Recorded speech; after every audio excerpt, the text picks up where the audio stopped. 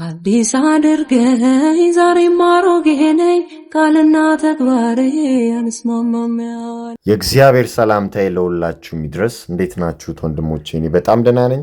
እግዚአብሔር የተመሰገነ ይሁን። የቅድስት ድንግል ማርያም ልጅ እንግዲህ ስለ በረከት ገበሬዋ ታውቃላችሁ። በደይ ሰበን ከተወሰኑ ጥቂት ዓመታት በፊት መነጋገራችን ሉሲፈርን ከአፏ አውጥታ ጠርታ ስታወድሰው ስታመልከው ነበረ ባለፉት ዓመታት ላይ በግልጽ ማለት ነው።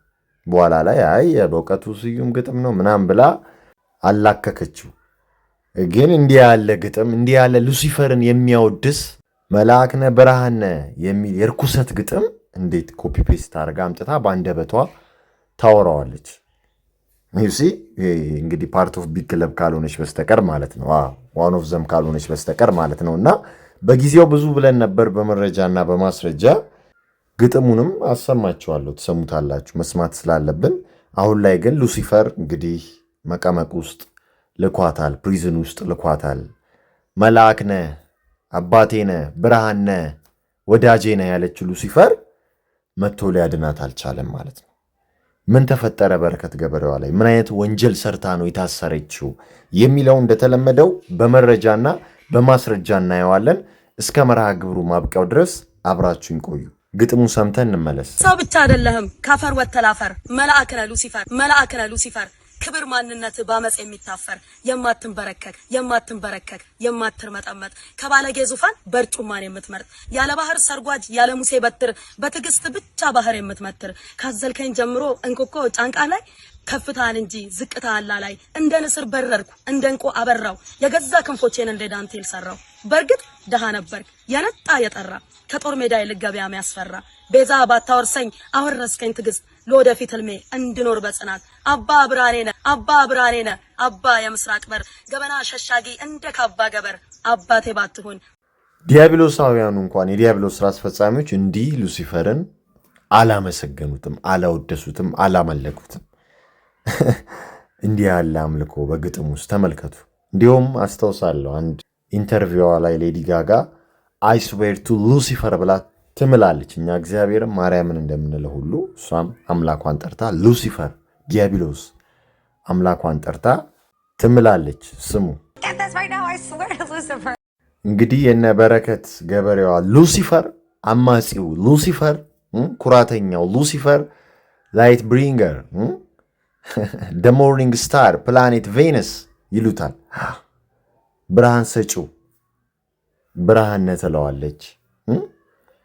የሚገርም እኮ ነው። ሉሲፈርን ማለት ነው መልአክ ነህ ትለዋለች። ግን እሱ የወደቀ ኤንጅል ነው፣ የወደቀ ሰይጣን ነው፣ ዲያብሎስ ነው። እንዲሁም ሉሲፈር የተሰኘ ቲቪ ሾው አለ አይደል? ሲሪየስ ተከታታይ ፊልም። እዛ ላይ ሉሲፈርን እንደ አዳኝ አድርገው ያሳዩታል ማለት ነው።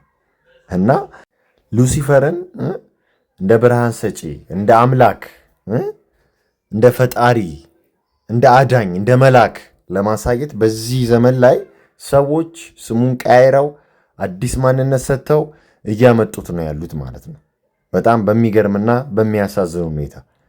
ለዛ እኮ ነው አይደለ ዳይ ድሪምስ ላይ እንግዲህ የኒው ኤጅ ሙቭመንት አቀንቃኙ ዳይ ድሪምስ እሱ መድረክ ላይ ወጣ ንግግር ያደረገችው። ሉሲፈር የሚሉ ሰዎች እሱ መድረክ ላይ ይወጣሉ። ዮጋ ስራ፣ ሜዲቴሽን አርግ ምናምን፣ ይሄ ሁላ የሉሲፈር አዲሱ አካሄድ ነው። የሉሲፈር አዲሱ ሪሊጅን ነው። በዛ ውስጥ ሉሲፈርን እንደ ዩኒቨርስ ክሬተር አድርጎ ማስመለክ ነው ዋና ዓላማው ማለት ነው። ሞቲቬሽናል ስፒከር ምናምን፣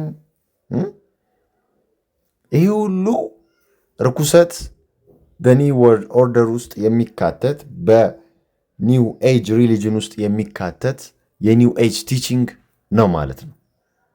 መጥፎውን እንደ ጥሩ ማሳየት ዩሲ መጽሐፍ ቅዱሱን ለነሱ በሚመች መንገድ መልኩ መተርጎም፣ አጌንስ ክርስቲያኒቲ መሆን፣ ቡዲዝም ጁዲዝምን ማምጣት ወደኛ የህንድ ርኩሰትን አምልኮ ማምጣት ነው የተያዙት። እና እንደምታዩት በረከት ገበሬዋ ይሄው እዛ ላይም ንግግር አድርጋ ነበር ማለት ነው። ዩሲ እዚህ መድረክ ላይ እንደምታስታውሱት እነ ዳጊ እነ ዶክተር ወዳጄነ እነ ዳይ ድሪምስ ቁጭ ብለው ሴክሬት ሶሳይቲ የሚባል የለም ኢሉሚናቲ የሚባል የለም ምናምን እያሉ ህዝቡን ሲያስቱ ነበር። እነሱ ግን እነዛ የርኩሰት ተቋሞች የወለዷቸውን አስተምሮ ነው እያስተማሩ ያሉት። እነ ማዳም ብላቭስኪ የወለዱትን አስተምሮ ማለት ነው።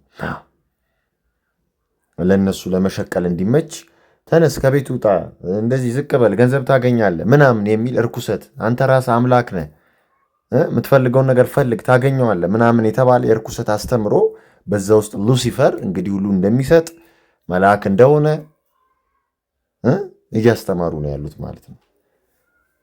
ይሄን አሁን ትውልዱን እየቀጠፈ ያለው እየበላ ያለው ኢቨን ክርስቲያኒቲ ቤት ውስጥ ገብቶ በር አንኳኩቶ እንግዲህ ሰዎች ሜዲቴት እያደረጉ ነው ያሉት፣ ዮጋ እየሰሩ ነው ያሉት። ኒው ኤጅ እንደ ሪሊጅን መጥቶ ሰዎች እያመለኩ ነው ያሉት ራሳቸውን ማለት ነው። እና በጣም የሚያሳዝን ጊዜ ላይ ነው ያለነው። እና በረከት ገበሬዋን በምን አይነት ወንጀል እንደገባችም እስር ቤት እናየዋለን። የስንቱን ገንዘብ አጭበርብራ እንደበላችም እናየዋለን። እንዴ የራልፍ መጽሐፍ ከዛሬ 30 ምናምን ዓመት በፊት የተጻፈ ዘ ኒው ወርልድ ኦርደር ላይ እኮ ቅድም ያልኳችሁን እኮ ይለዋል። The new world order will include changes in ይልና the family, the workplace, religion ይላልና አንብቡት ምን እንደሚል። religion will be outlawed በቃ እንደሚከለከል ማለት ነው። and believers will be either eliminated or imprisoned you see አማኞች ይወገዳሉ ወይ ይታሰራሉ። there will be a new religion አዲስ religion ይመጣል፣ አዲስ ሃይማኖት ይመጣል። the worship of man ማለት ነው and his mind you see በቃ ሰው ራሱን ያመልካል ወይ ሰው ያመልካል ወይ ጭንቅላቱን ያመልካል፣ ዩኒቨርስ ምናምን የሚለውን ኮተት ስፕሪት ያመልካል ማለት ነው። all will believe in the new religion ሁሉም በዚህ ኒው ሪሊጅን ይካተታሉ ያምናሉ ያንን አዲሱን ሃይማኖት ይላል የራልፍ መጽሐፍ። የሚገርም እኮ ነው። እነዚህ ናቸው ሉሲፈርን እንደ መልአክ እንደ ብርሃን ሰጪ ፎልስ ላይት ነው ሉሲፈር የሚያዩት ማለት ነው። ግን የውሸት ብርሃን ነው ሉሲፈር። the ruler of hell ነው ሉሲፈር፣ የገሃነም ገዢ ነው፣ የሲኦል ገዢ ነው። እና በረከት ገበሬዋ እንደዚህ ጠቅላይ ሚኒስቴሩን ፎቶ በመለጠፍ ሰው አምላክ ይሆናለች ማለት ነው። ያንን ነው ራልፍ የነገረን። ይሄ ነው የአዲሱ የዓለም ስርዓት ዩሲ። እና በጣም ያሳዝናል። ግን የብዙሃንን ገንዘብ መብላቷን ወንጀል መስራቷን ደግሞ እናየዋለን። ምንም ችግር የለም። ምን አይነት ወንጀል ሰርታ እስር ቤትም እንደገባች ማለት ነው። እና የሚገርም ነው እንግዲህ እነዚህ ሰዎች ናቸው አሁን ግብርናውን የተቆጣጠሩት፣ ምርቶቻቸውም አደገኞች ናቸው። እና በረከት ገበሬዋ እንግዲህ ተጠርጥራ በቁጥጥር ስር ውላለች። ከሹፌሯ ጋር በተያያዘ ጉዳይ ነው ተብሎ ተወርቶ ነበር፣ ግን እሱ አይደለም። በረከት ገበሬዋ የታሰረችው የንግድ ሕግንና ደንብን በተላለፈ መልኩ ከፍተኛ የገንዘብ ማጭበርበር በመፈጸሟ ነው። እንግዲህ ተጠርጣሪዋ በረከት ገበሬዋ በግብርና ምርቶች ስርጭት ሽፋን ህገወጥ የሼር ሽያጭ ስታካሄድ እንደነበር፣ የአንድን ሼር ዋጋ እስከ 1 ሚሊዮን ብር በመተመን ከበርካታ ግለሰቦች በመቶ ሚሊዮኖች የሚቆጠር ገንዘብ መሰብሰቧን ነው እንግዲህ የተጠቆመው ማለት ነው።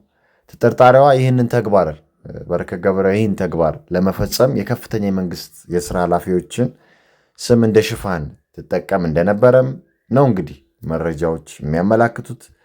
በተለይም ከጠቅላይ ሚኒስቴር አብይ አህመድና ከከፍተኛ የጸጥታ አመራሮች ጋር የቅርብ ግንኙነት እንዳላት በመግለጽ ፎቶዎቿን በማሳየት ህዝብን ስታሳምን እንደነበረ ነው እንግዲህ የተነገረው። ወንጀሉ የፒራሚድ አሰራርን ፒራሚድ ስኪም የተከለከለ ሲሆን በኦሮሚያና አፋር ክልሎች ለኢንቨስትመንት የወሰደቻቸው መሬቶች ለሌሎች ወገኖች በህገወጥ መንገድ በማስተላለፍ ተግባር ላይ መሳተፏም ነው በክሱ የተካተተው ማለት ነው። እና ጉዳዩን አስመልክቶ ፖሊስ ዝርዝር ምርመራ እያካሄደ እንደሚገኝም ነው የተነገረው ማለት ነው።